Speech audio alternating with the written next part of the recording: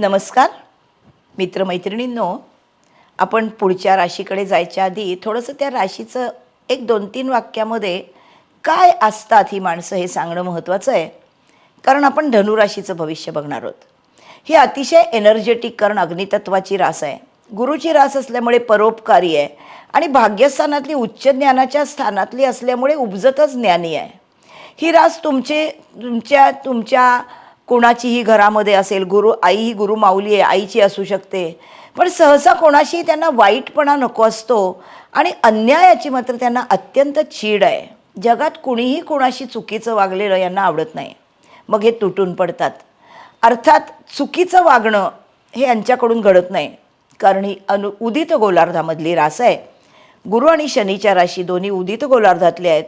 त्यामुळे ह्या राशी कर्म आणि धर्माच्या आहेत, या चुकत नाहीत. बघूया काय म्हणतात सगळे ग्रह या राशींसाठी 20 जून 2026 ते 19 जुलै 2026 मध्ये. उद्योजक जे आहेत हे अतिशय स्वतंत्र वृत्ती असल्यामुळे आणि विश्वासाच्या स्थानातली रास असल्यामुळे यांचा स्वतःवर प्रचंड विश्वास आहे. आपण जे काम करतो ते चुकलेलं नाही हे आधीपासून तपासलेलं असल्यामुळे ते अतिशय आत्मविश्वासाने करतात. इतरांसाठी झटून काम करणारे आहेत. 8वे आलेले बुध शुक्र गुरु एकत्र येऊन धनस्थानाशी अधियोग करतायत. 22 जून पासून एंडपर्यंत जूनच्या गुरु शुक्र युती आहे. पैसा अचानक आणि स्वकष्टाने दोन्हीही प्रकारे भरपूर मिळणार आहे. भाग्यामध्ये शुक्र केतू एकत्र, राहूची शुक्रावर दृष्टी, परदेशी जाण्याचे योग आहे, कारण गुरु व्ययाकडे बघतोच आहे. बिझनेस एक्सपान्शनचा विचार जरूर करा. गुरु हा एक्सपान्शनचा कारक आहे आणि गुरुची दृष्टी जेव्हा धनस्थानावर पडते तेव्हा मिळकत वाढते. गुरुची दृष्टी जेव्हा चतुर्थावर पडते तेव्हा घर मोठं होतं. गुरुची दृष्टी जेव्हा व्ययावर पडते तेव्हा माणूस परदेशी जातो. एकूण गुरु तुमच्या ऐहिक आणि पारमार्थिक सगळ्याच गोष्टींसाठी खूप चांगले परिणाम देणारा ग्रह आहे. जर भागीदारीमध्ये व्यवसाय असेल तर 7 जुलैपासून बुध सप्तमामध्ये वक्री होऊन येतोय. भागीदारी म्हटलं की 2 व्यक्ती, दोघींचे वेगळे स्वभाव, दोघांचं वेगळा उद्देश असं असू शकतं. त्यामुळे गैरसमज हा भागीदाराशी होणार नाही. आपल्या कराराची एकदा फेर तपासणी करा. स्पष्टपणे बोला.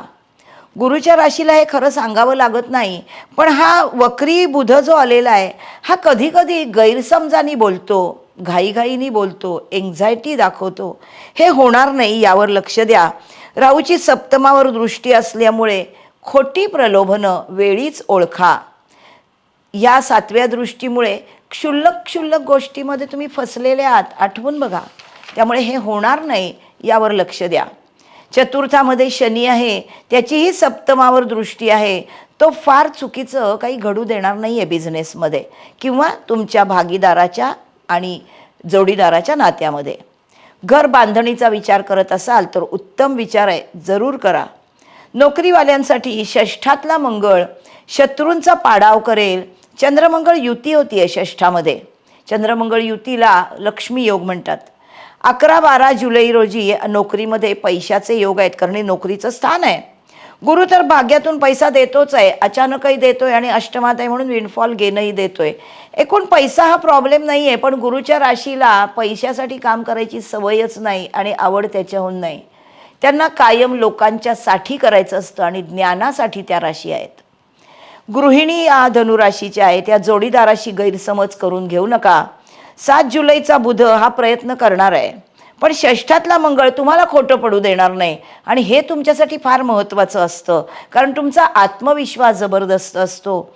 शेजाऱ्यांशी गैरसमज नको, नाहीतर हा तृतीयातला राहू तुमचं हिडन जे काही आहे ते बाहेर दाखवेल आणि ते तुम्हाला आवडत नाही. चतुर्थामध्ये शनी आहे, पण राष्ट्राधिपती गुरु त्याच्याकडे बघतोय.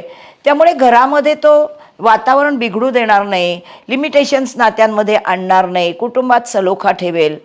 कौटुंबिक गोष्टींमध्ये गुरुची दृष्टी कुटुंबस्थानावर आहे. राष्ट्राधिपती येतो आणि त्याची दृष्टी कुटुंबस्थानावर असणं हे घरामध्ये नवीन अपत्याची चाहूल देणारं आहे. विद्यार्थ्यांसाठी तुम्हाला अभ्यासाकडे विशेष लक्ष द्यावं लागणार आहे, कारण पंचमामध्ये कुठलाही शुभग्रह चंद्राशिवाय जूनमध्ये बघतो, त्याच्याशिवाय कोणीही बघत नाही. विद्यार्थ्यांनी हे लक्षात ठेवावं. विवाहोत्सुक लोकांना गुरु कुटुंब स्थानाकडे बघतो, पण सप्तमाशी त्याचा काही संबंध नाही आहे.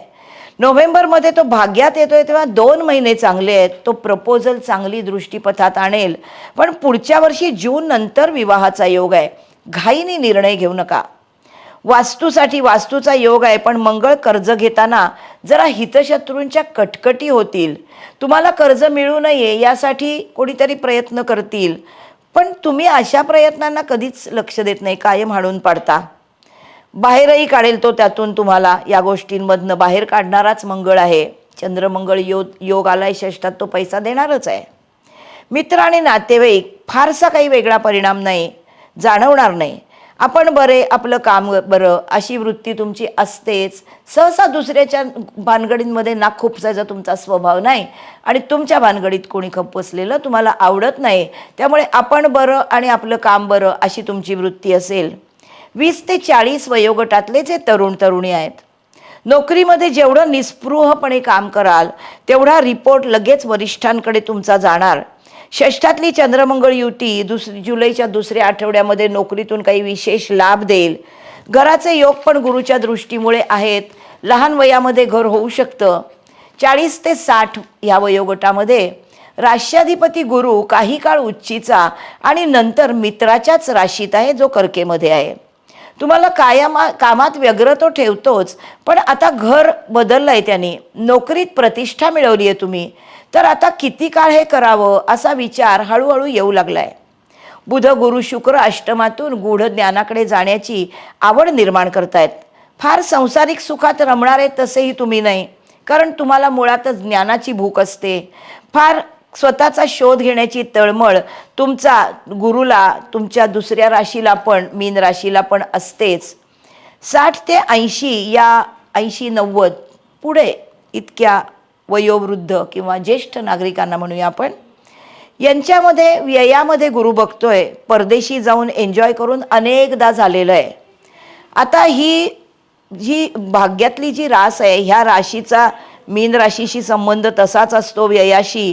हा बदलणारा गुरु हा तुम्हाला परदेशी जाण्याच्या ओढीपेक्षा सुद्धा अध्यात्माची ओढ लावेल. नवीन काहीतरी त्याच दिशेचं शिकावं, काहीतरी नवीन प्राप्त करावं असं वाटेल. स्वतःची प्रगती करून खरा आनंद मिळवता येतो का, हा तुमच्या जगण्याचा आता उद्देश असेल. गुरुचीच रास असल्यामुळे तसाच उद्देश घेऊन तुम्ही जन्माला आलेले असता. बरोबर आहे का? या सगळ्या राशीच्या सगळ्या वयोगटातलं भविष्य तर झालं. सगळ्या वयोगटातल्या धनुराशीच्या लोकांची नक्षत्र 3, त्यात बदल नाही. नक्षत्र आहेत मूळ हे केतूचं, पूर्वाषाढा शुक्राचं आणि उत्तराषाढा रवीचं. मूळ नक्षत्राच्या लोकांना धनयोग आहे 30 जून 18 जुलै. गृहसौख्य मिळणारे 22 जून 12 जुलै. आरोग्य चांगलं राहणारे 29 जून. संघर्ष करून चांगलं फळ मिळणार आहे संघर्षाचं 25 जून 5 जुलै 13 जुलै. पूर्वाषाढा नक्षत्राच्या लोकांना धनयोग आहे 21 जून 4 जुलै 11 जुलै 19 जुलै. गृहसौख्य मिळणार आहे 23 जून आणि 12 जुलै. आरोग्य चांगलं राहणार आहे 18 जुलै. संघर्ष करून चांगलं फळ मिळणार आहे 26 जून आणि 14 जुलै. उत्तराषाढा नक्षत्राच्या लोकांना आरोग्याचं वरदान आहे 21 जूनला उत्तम आरोग्य राहणार आहे. 19 जुलै 1 जुलै 11 जुलै सगळे दिवस आरोग्याचं चांगले आहेत. 22 जून 12 जुलै उत्तम धनयोग आहे आणि गृहसौख्य मिळणार आहे 25 जून 5 जुलै आणि 13 जुलै. एकूण सगळं ग्रहमान तुम्हाला चांगलं आहे. तुमच्या आयुष्यातल्या सगळ्या चांगल्या घटना तुम्ही नेहमी पॉझिटिव्हलीच बघता, आयुष्याकडे पॉझिटिव्हलीच बघता. त्याच्यामुळे तुम्हाला आवडेलच तुमचं भविष्य. कसं वाटतंय हे मला सांगा, अभिप्राय कळवा. माझा चॅनल सबस्क्राईब करा. पुढच्या राशीकडे जाऊया. तोपर्यंत बाय बाय.